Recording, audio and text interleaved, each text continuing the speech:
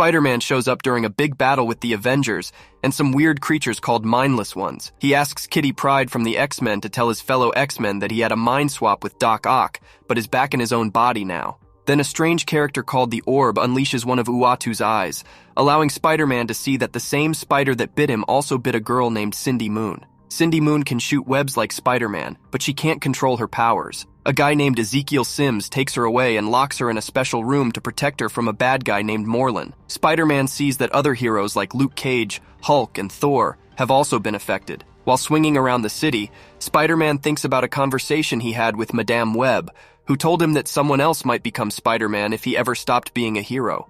He goes to a building where Ezekiel offered him a safe room from Morlun, but he realizes that Ezekiel knew his secret identity from the beginning, which makes him furious. Inside the building, Spider-Man triggers a message from Ezekiel, which basically says if he's hearing it, it means he came in without Ezekiel. There's a hint that if Spider-Man survived Morlun but Ezekiel didn't, there's another spider person out there. Before Ezekiel can explain why he kept this secret, he shoots a web line, breaking the screen and cutting off the message. Spider-Man tells Cindy he's there to free her, but she warns him that Morlun will come if he does. Spider-Man opens the sealed door, and Cindy gets angry and attacks him, thinking he's putting them in danger. Somewhere else, Morlun senses a vault opening and calls Cindy the Spider Bride, the center of a web. He promises a great hunt is beginning. Spider-Man's still fighting Cindy, who's faster and has spider sense but less strength. She says Morlun will find out about her and eat their brothers and sisters. Peter says Morlun is gone, and Cindy is free. When she heads out, he reminds her to stay hidden, so she makes a web costume and asks to be called Silk.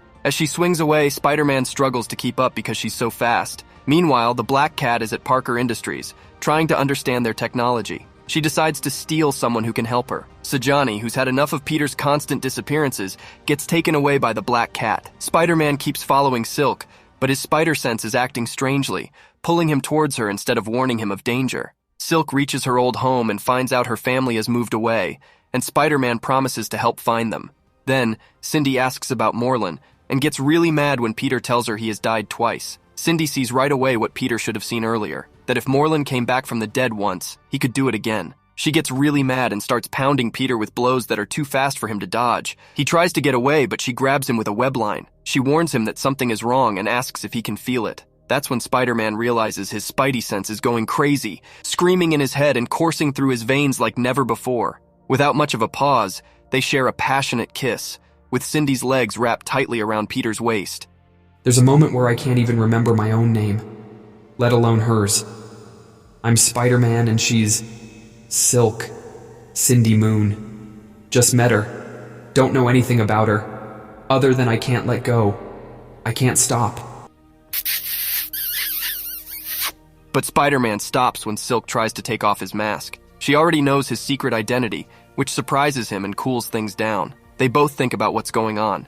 Peter wonders if letting Cindy go was a bad idea, but she says it's too late now and she doesn't want to go back. She's excited to finally see the world after being locked up for 10 years. She even tells him he was her first kiss in all that time. They go to Peter's apartment and start getting intimate, but they're interrupted by Peter's roommate, Anna Maria, who finds them making out on the ceiling. Cindy gets defensive, and it's clear that their spider powers are making them attracted to each other.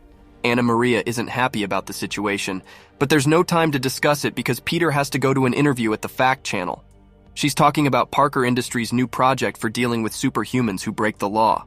Sajani was supposed to do the interview, but she's gone missing. Actually, she got kidnapped by Black Cat, so Peter has to fill in for her. Thank you so much for tuning in. If you enjoyed this video, don't forget to give it a thumbs up and hit that subscribe button so you never miss our latest updates. Feel free to leave your comments and questions down below. We love hearing from you. Until next time, take care and see you in the next video.